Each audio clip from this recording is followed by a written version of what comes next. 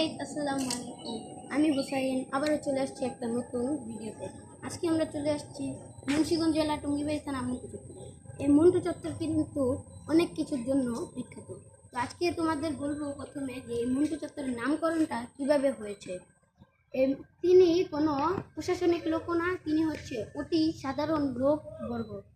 তো উনি সর্বপ্রথম এই দিকটাতে একটা মুদি দোকান দেয়। তো তারপর থেকে এই জায়গাতে হচ্ছে তার নামে আমরা মন্টু চত্বর নাম শুনি বা নাম রাখা হয়েছে, যেটাই হোক। তো আরেকটা মজার ব্যাপার হচ্ছে, এদিকে একটা সুনামযোগ্য লোক আছে, কিন্তু তার নামে এই জায়গাটা না হয়েছে মন্টু চত্বর মন্টু মিয়ার নামে। তো চলো তারই কিছু স্মৃতি দেখাবো এবার তোমাদের।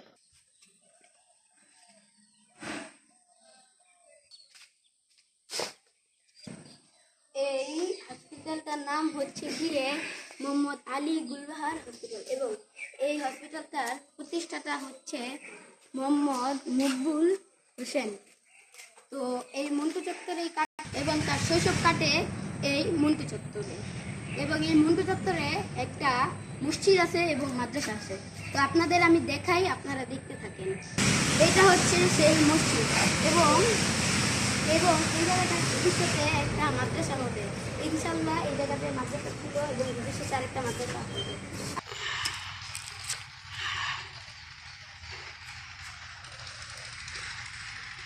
এই সেই ব্রিজ, মোহাম্মদ মকবুল হোসেনের আরেকটা স্মৃতি। এই স্টিলের ব্রিজটা, এই ব্রিজটা আমার দাদা, আমার বাবা এবং আমিও দেখে যাচ্ছি।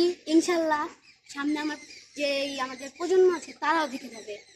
এবং আপনাদের দাওয়াত রইল, আপনাদের যদি আমার ব্লগটা ভালো লাগে তাহলে আপনারা বেশি বেশি করে লাইক করবেন, এবং আপনাদের দাওয়াত রইল, আপনারা অবশ্যই এখানে আসবেন, এসে আমার সাথে দেখা সাক্ষাৎ করবেন, এবং এদিকে আপনারা চা পানি খাবেন। আল্লাহ হাফেজ।